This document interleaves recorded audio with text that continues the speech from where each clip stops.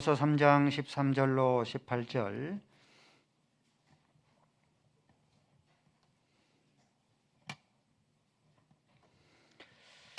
봉독 올립니다. 너희 중에 지혜와 총명이 있는 자가 누구냐? 그는 선행으로 말미암아 지혜의 온유함으로 그 행실을 보일지니라. 그러나 너희 마음속에 독한 시기와 다툼이 있으면 자랑하지 말라. 진리를 거스려 거짓말하지 말라. 이러한 지혜는 위로부터 내려온 것이 아니요 땅 위의 것이요 정욕의 것이요 귀신의 것이니 시기와 다툼이 있는 곳에는 혼란과 모든 악한 일이 있습니다. 오직 위로부터 난 지혜는 첫째 성결하고 다음에 화평하고 관용하고 양순하며 긍휼과 선한 열매가 가득하고 편견과 거짓이 없나니 화평하게 하는 자들은 화평으로 심어 의의 열매를 거두느니라. 아멘. 아버지 하나님, 우리의 꿈과 우리의 비전이 우리의 손과 발이 하나님의 뜻을 펼쳐 이루어질 수 있는 손과 발이 되게 하시고, 우리의 꿈과 비전이 하나님의 꿈과 비전이 되어서 하나님께서 간절히 원하시는 내가 하나님 나라 되게 하리라, 하나님의 비전을 이룰 수 있는 거룩한 지체들 되어지게 하여 주옵소서. 하나님의 말씀을 듣기를 원합니다. 성령님이여 말하여 주옵소서. 들을 귀 있는 자는 들을지언정 마음의 문을 열고 하나님의 말씀을 마음속에 간절하게 주의 말씀을 받게 하여 주옵소서. 예수 그리스도의 이름으로 기도 올리옵나이다. 아멘. 지난주는 땅에 속한 것에 대해서 살펴봤습니다. 독한 시기, 또 다툼, 거짓을 거슬리는 거짓말, 땅에 있는 것이라 했습니다. 이러한 것은 땅의 것이요, 정욕적인 욕심적인 것이요, 마귀적인 귀신적인 것이라 라고 했습니다. 오늘은 위에서부터 하늘에서 오는 지혜에 대해서 살펴보겠습니다. 다 살필 수는 없고 오늘 말씀은 선결과 긍휼에 대해서 두 가지 말씀을 살펴보도록 하겠습니다. 먼저 선결입니다. 선결은 하늘에서 내려오는 지혜입니다. 이사야서 6장 2절 말씀에 보좌가 펼쳐졌고 서랍 천사가 6 날개를 가지고 두 날개는 입을 가리고 두 날개는 발을 가리고 끊임없이 3절 말씀에 거룩하다 거룩하다 거룩하다, 거룩하신 하나님, 선결하신 하나님, 하나님은 선결하신 하나님이기 때문에 하나님을 찬송합니다. 이 선결은 하늘에서 내려오는 지혜입니다. 창세기 39장 6절 말씀에 고대 사회에서 남자의 종들은 그 집안의 여주인들의 성놀이개입니다. 특히나 요셉 같은 경우는 젊고 또 핸섬한 요셉 같은 경우는 더더군다나 그러합니다. 보디발의 장군의 부인이 요셉을 유혹하자 그는 7절 말씀에 내가 어찌 성결하신 하나님 앞에서 죄를 범하리요 득죄하리요, 성결하신 하나님을 떠올리면서 보디발 장군의 부인의 요구를 뿌리쳤습니다. 선결은 하늘에서 임하는 지혜가 되어줍니다. 선결하신 하나님을 끊임없이 품고 있으면은 그 하늘에서 임하는 지혜가 임하여서 죄악을 물리칠 수가 있습니다. 하나님은 거룩하신 선결하신 하나님이시죠. 그러므로 하나님의 거처는 당연히 거룩한 산인 성산입니다. 이 성산에 이르는 자가 누구인가? 시편 24편 3절 말씀에 성산에 이르는 자는 4절 말씀에 손이 깨끗하며 마음이 청결하며 입술이 거짓 맹세하지 아니하는 자, 모두 깨끗하고 거룩하고 선결한 자입니다. 손이 깨끗하고 마음이 깨끗하고 입술이 깨끗한 자가 하나님의 거처인 성산에 거룩하신 성결하신 하나님 앞에 이를 수 있는 자라라고 말씀합니다. 요한계시록 11장 11절 말씀에도 백마를 탄 자가 앞장서고 그 백마를 탄 자의 이름은 충성이라 진실이라 누구겠습니까? 예수 그리스도이십니다. 백마를 타고 하얀 말을 타고 앞장을 씁니다. 그 뒤를 따르는 자가 누구인가? 14절 말씀 보니까 희고 깨끗한 세마포 옷을 입은 군대가 예수님의 보혈의 피로 희고 깨끗하여진 세마포 옷을 입은 의롭다고 칭함을 받는 바로 구원을 받는 성도들 저와 여러분이죠. 저와 여러분입니다.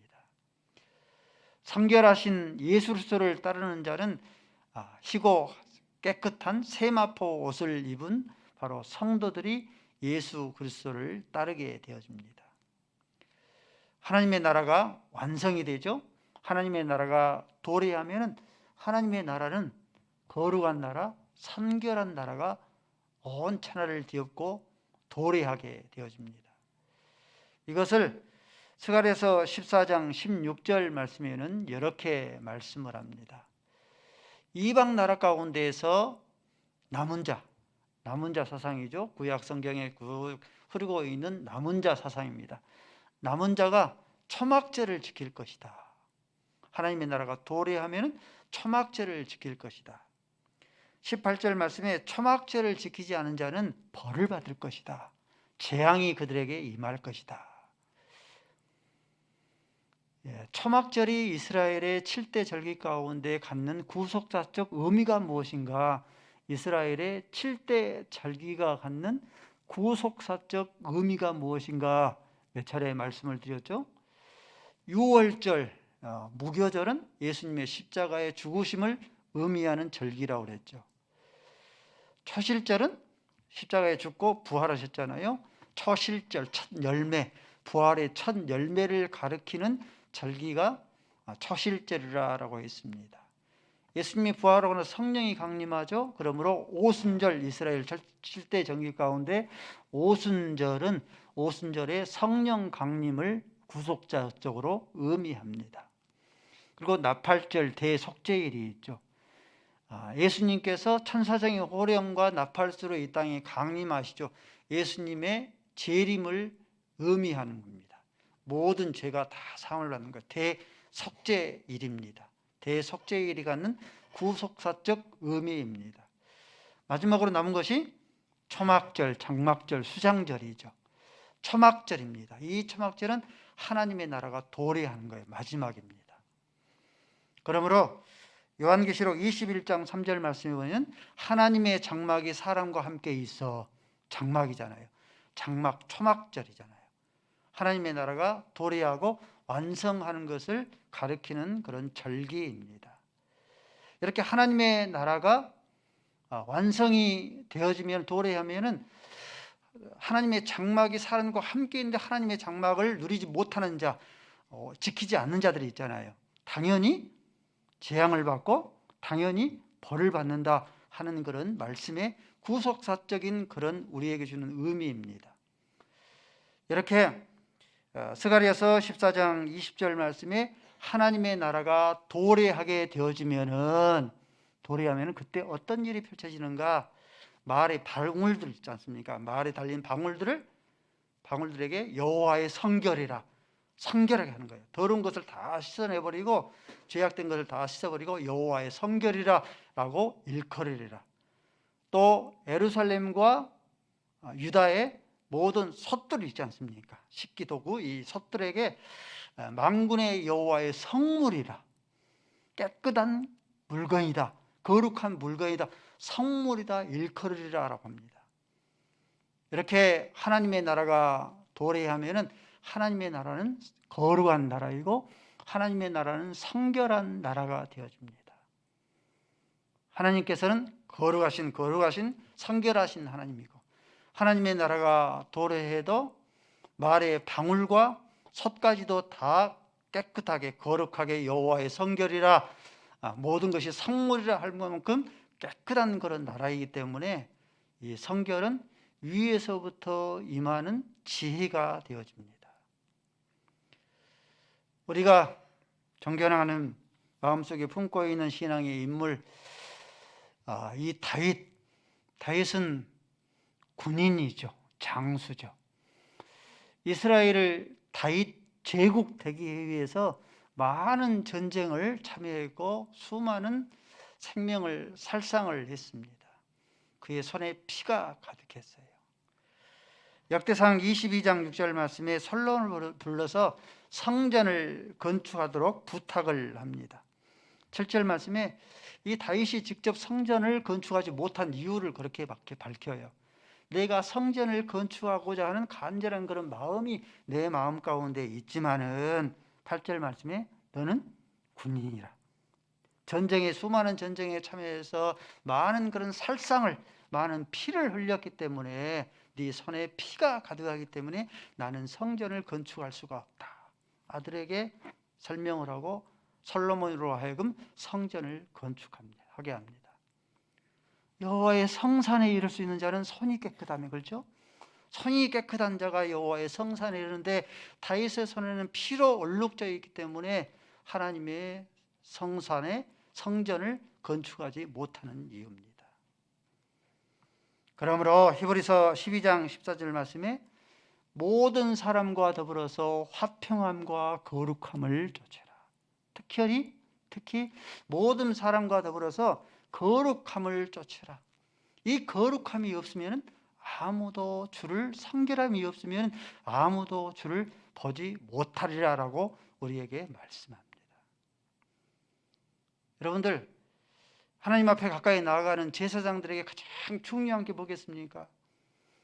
제사장들에게 가장 중요한 것은 성결 거룩입니다.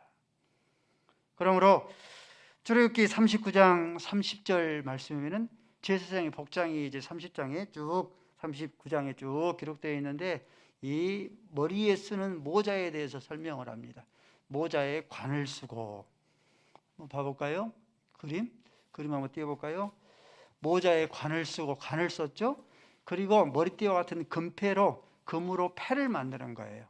금패로 봤는데 거기에 있는 히브리어 카다시라고 이렇게 써져 있는데 거기에 보면은 여호와의 카다시 아도나이, 여호와께 성결이라라고 그렇게 쓰여져 있습니다. 제사장의 가장 중요한 것은 성결인데 성결이 없으면은 하나님의 은혜의 보좌 앞에 나갈 수가 없는 거예요. 성결해야지만이 하나님을 가까이 섬길 수가 있는 거죠. 여호수아서 3장 14절 말씀에는 이스라엘 백성들이 요단강을 건너는 모습이 성경에 기록되어져 있어요. 제사장 복장을 입은 거예요. 제사장이 머리에 관을 썼습니다. 이마에 금패를 넣어죠. 여호와의 성결이라 써 있습니다. 그리고 언약궤를 메고 15절 말씀에 가장 먼저 범람한 요단강을 먼저 발을 내디디라. 가장 성결한 자가 먼저 범람하는 그런 요단강에 발을 내디디면은 그러면 16절 말씀에 위에서부터 아래로 흐르고 있는 범람한 요단강이 갈라져서 육지같이 건네게 됩니다.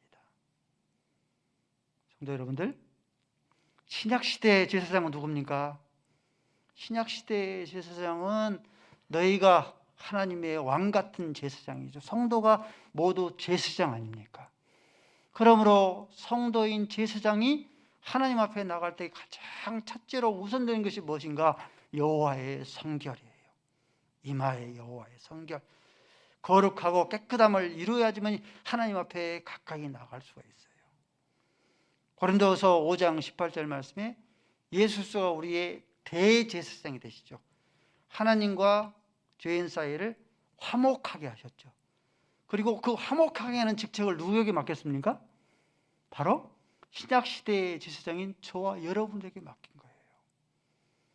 대제사장 예수님께서 죄인과 하나님과 화목하게 하시고 그 화목해 하는 그런 직책을 저와 여러분이 맡았으니, 화목해 하는 그런 직책을 감당할 수 있으려고 하면은, 죽어가는 영혼을 살리려고 하면은, 요단강, 범람하는 그런 요단강 위에서부터 아래까지 갈라지는 그런 기적을, 능력을 우리가 나타내려고 하면은 여호와께 선결이라.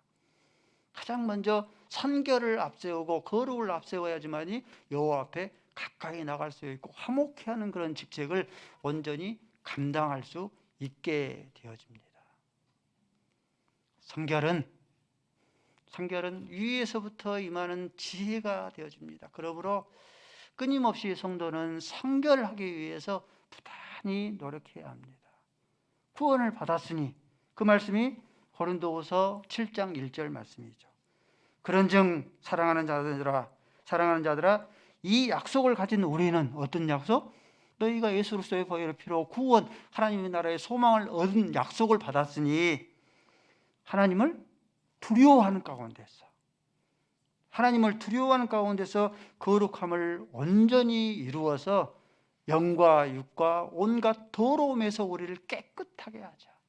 하나님을 두려워한 가운데서 구원을 얻었으니가 아니라, 우리가 구원을 얻은 바 되었으니 하나님을 두려워한 가운데서 거룩함을 이루어서 영과 육의 온갖 더러움에서 우리를 거룩하게 하자. 성도는 데살로니가전서 5장 23절 말씀에 세 가지를, 예수 그리스도가 강림하실 때에 세 가지를 거룩하게 보존해야 됩니다.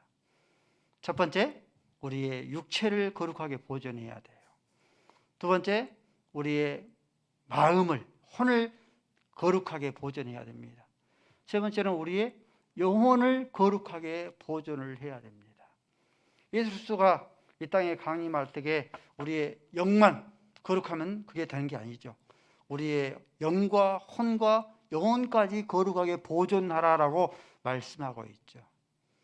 그러므로 성도는 세 가지를 성결할 수 있도록 거룩하게 보존할 수 있어야 합니다. 첫 번째는 우리의 육체예요.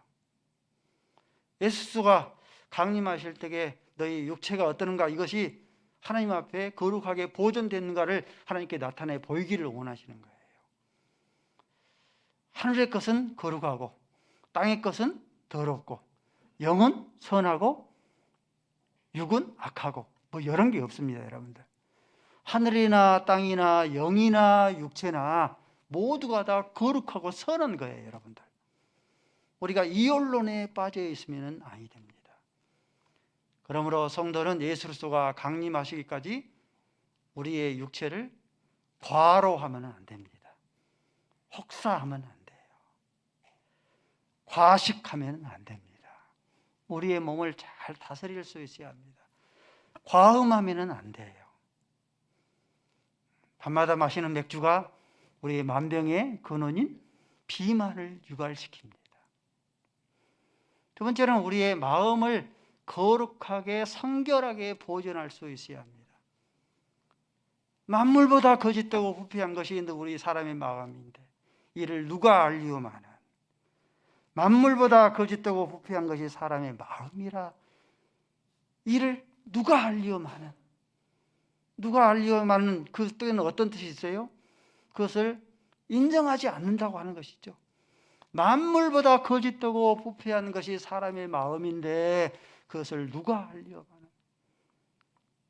여러분들, 다툼과 싸움이 왜 일어납니까? 다툼과 싸움이 일어나는 그런 이유가 무엇인가? 목사님, 나는 성결한데 남편이 불결해요. 나는 성결한데 시댁이 불결해요. 나는 성결한데 직장 상사가 고약해요. 이것 때문에 거의 다 다툼과 싸움이 일어나지 않습니까? 따라서십시다. 만물보다 거짓되고 부패한 것이 내 마음이다. 이것을 인정할 수 있어져야 합니다. 내 마음이 불결해. 만물보다 거짓되고 부패한 것이 바로 내 마음이에요. 남편의 마음도 거짓되고 부패하지만 내 마음도 거짓되고 부패해요. 직장 상사의 그런 마음도 거짓되고 부패하지만 내 마음도 거짓되고 부패한 그런 마음이에요.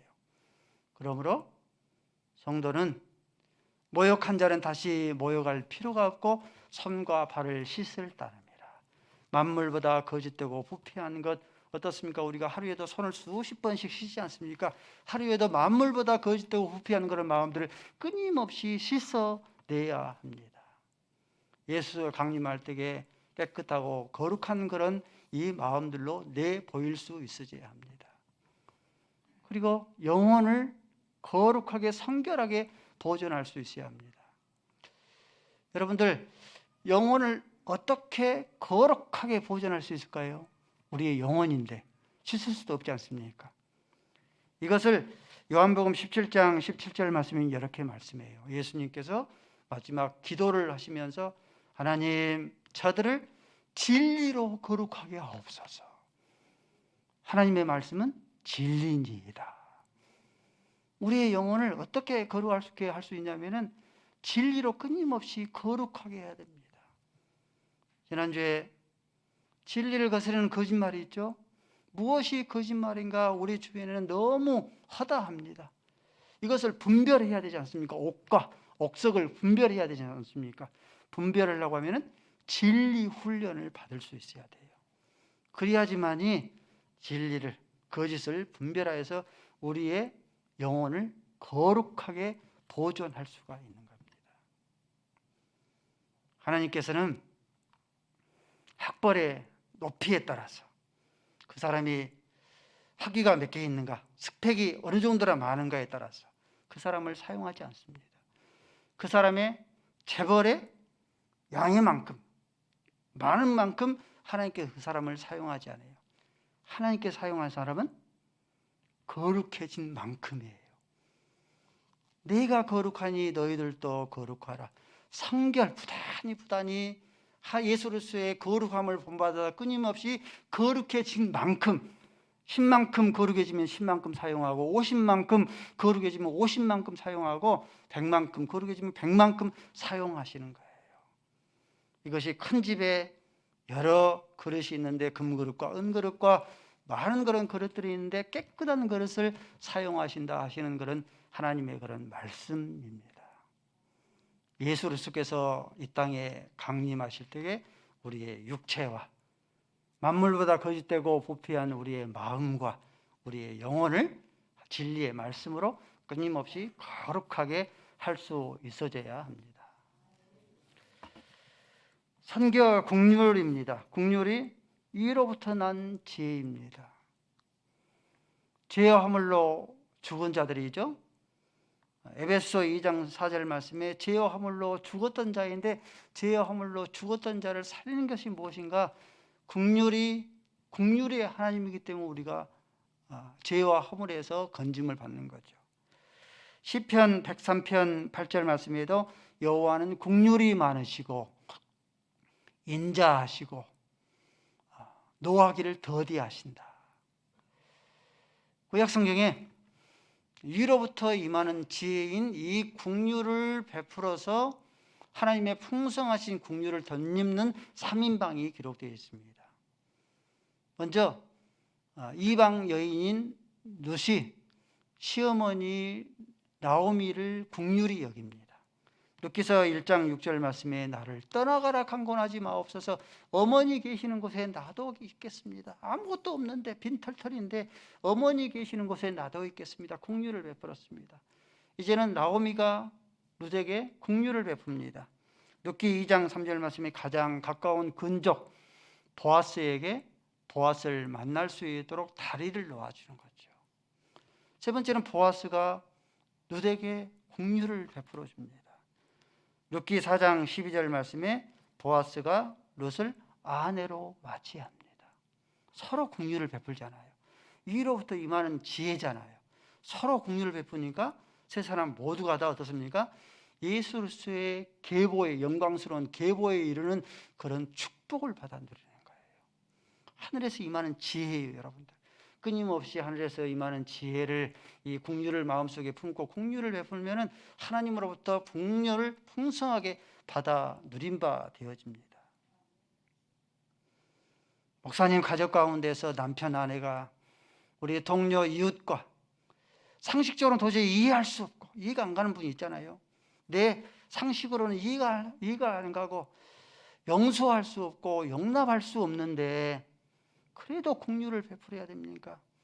우리가 스스로 반문하고 하나님께 이렇게 묻곤 하지 않습니까? 사도 바울 봐십시다, 여러분들. 사도 바울은요, 가는 곳곳마다 원수와 대적들로 인하여서 많은 핍박과 박해를 받았습니다. 근데 그럴 때마다 사도 바울은 그들을 향한 그런 긍휼이 그치지 않고 멈추지 않았어요. 그 이유가 뭔지 아십니까? 사도 바울이 사울이라는 그런 청년으로 있을 때에 하나님 앞에서 이해할 수 없는 그런 죄인이었어요. 나는 너를 이해할 수 없다. 네가 나를 왜 핍박을 하느냐? 이해할 수 없었어요. 용서할 수 없는 그런, 용납되지 아니하는 그런 죄인이었습니다. 그럼에도 불구하고 하나님께서는 이 사도 바울을 향해서 그치지 아니하는, 멈추지 아니하는 그런 긍휼을 끊임없이 베풀었습니다. 사도 바울이 그것을 누림받은 거예요. 그러므로 사도 바울도 죄인과 이 원수들을 향하여서 그치지 않냐고 멈추지 않는 그런 긍휼을 끊임없이 베풀었습니다. 이해할 수 없습니까, 여러분들? 용서할 수 없고 용납할 수 없다고 긍휼을 그치려 하십니까? 하나님께서 나에게 대해서 이해할 수 없고 용서할 수 없는 죄인, 용납할 수 없는 그런 죄인임에도 불구하고 하나님께서 우리에게 긍휼을 베풀었으므로 끊임없이 긍휼을 베풀 수 있어져야 합니다. 예레미야서 애가 3장 22절 말씀에 여호와의 자비와 긍휼이 무궁하심으로 우리가 진멸되지 아니하나이다. 이것이 아침마다 새로우니 주의 성실이 크도소이다. 저와 여러분이 진멸되지 않는 것이 내가 의로워서 진멸되지 않는 게 아니에요. 저와 여러분이 거룩해서 이 자리에 나와서 하나님 앞에 예배를 드린 게 아니죠. 그렇죠? 여호와의 자비와 긍휼이 무궁하심으로 진멸되지 않는 거예요. 이것이 아침마다 새로우니 주의 성실이 큰 거예요. 목사님, 어제도 죄인에게, 남편에게, 이웃에게 긍휼을 베풀었는데 오늘 또 긍휼을 베풀어야 됩니까? 그런데 저와 여러분도 이것이 아침마다 새로우니 주의 성실하심이 크시나이다. 성실하신 그런 긍휼로 우리가 죄인을 향하여서 긍휼을 베풀어야 될 그런 이유입니다. 긍휼은 부메랑의 원리입니다. 우리가 잘 알고 있는 마태복음 5장 7절 말씀에 긍휼히 여기는 자는 긍휼히 여김을 받을 것이라. 그러나 우리가 살펴봤던 야고보서 2장 13절 말씀에 긍휼을 행하지 않는 자에게는 긍휼이 없는 심판을 당하게 될 것이라. 똑같은 부메랑의 원칙이에요. 아모스 1장 11절 말씀에 에돔의 서너 가지 죄악으로 인해서 내가 심판한다. 그 서너 가지 죄악이 무엇인가? 이 에돔은 에서와 야곱의 후손들이죠. 그러므로 형제의 나라들이죠. 그러므로 긍휼을 베풀어야 되지 않습니까? 근데 긍휼을 베풀지 아니하고 말씀해 보니까 이스라엘 향해서 화와 분을 쏟은 거예요. 너희가 긍휼을 베풀지 않았으므로 나도 너희에게 긍휼을 베풀지 않아서 에돔이 멸망하게 될 것이라. 아모스에 기록되어 있는 말씀입니다. 긍휼을 베풀지 아니하는 예수님 당시에 그런 종교 지도자를 예수님께서 책망하신 것이죠. 마태복음 9장 23절 말씀에 나는 긍휼을 원하고 제사를 원하지 아니한다. 마태복음 23장 23절 말씀에도 화 있을진저 서기관과 바리새인들이요. 철저한 11절을 드리면서 율법에 더 중한 바 너희들이 긍휼을 버렸더라라고 그렇게 책망하신 겁니다. 사랑하는 성도 여러분들, 하나님을 섬기면 섬길수록 여러분의 마음이 더 따뜻해지고 포근해지고 더 뜨거워집니까? 그렇지 않냐면은 얼음장처럼, 이상한 나라, 얼음의 나라, 엘리스트 나라처럼 갈수록 차갑고 거칠어집니까?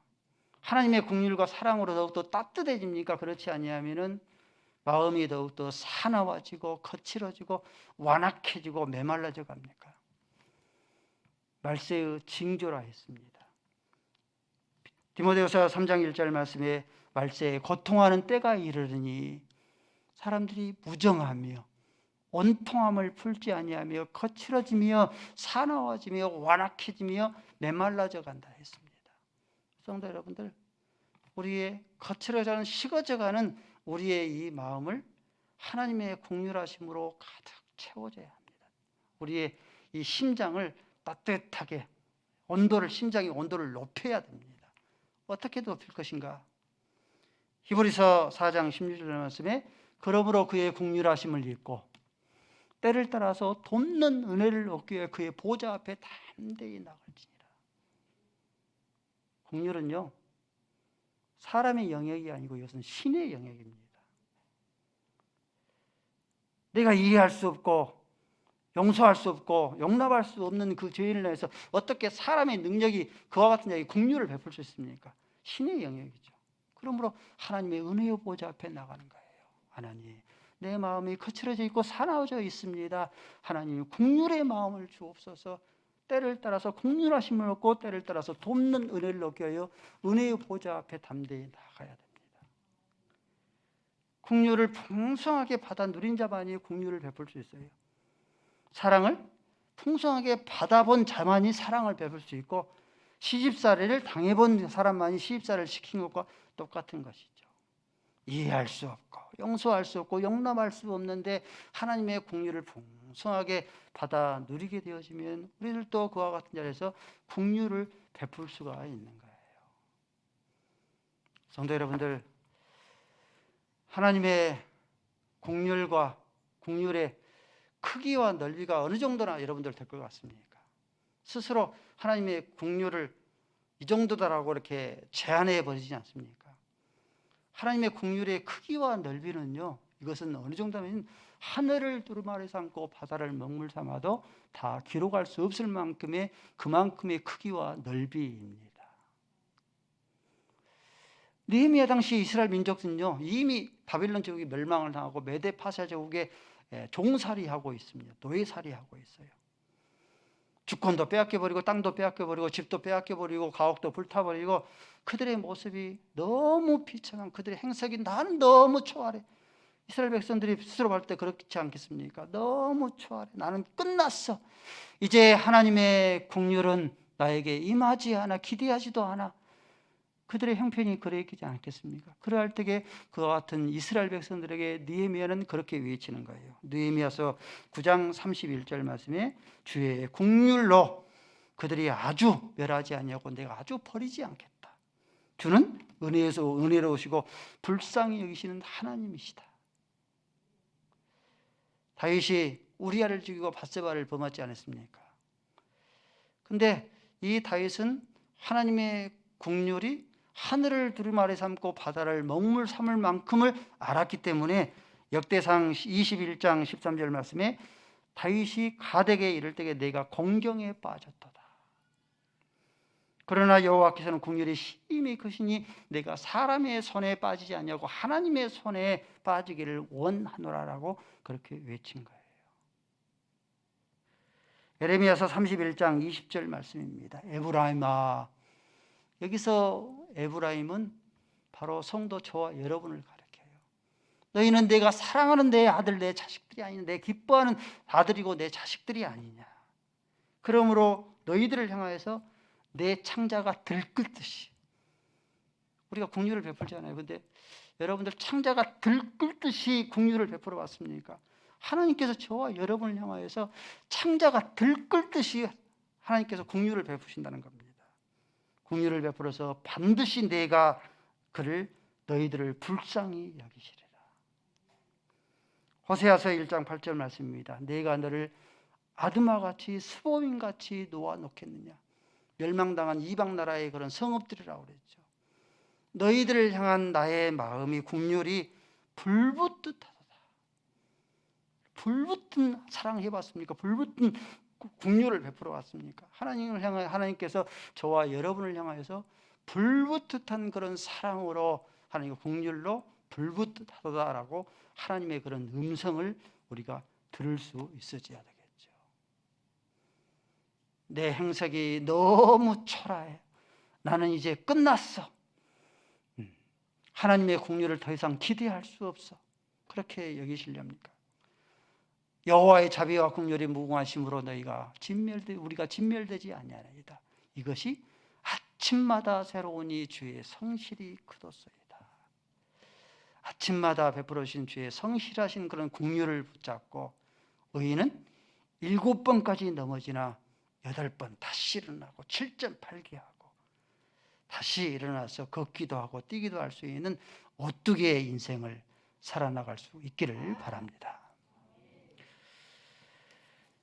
나의 아버지 하나님, 하나님께서는 학벌이 쌓인 만큼, 재물이 쌓인 만큼 사용하시는 것이 아니고 성결에 이른 만큼 하나님께서 사용하신다 하셨으니 우리의 육체와 마음과 영혼을 거룩하게 보존하게 하시고 하나님의 긍휼과 넓이의 그런 크기와 높이는 하늘을 두루마리 삼고 바다를 먹물 삼을 만큼 크고 높다고 말씀하여 주셨사오니 저희가 7번까지 넘어지기도 하지만 의인은 다시 일어나리라.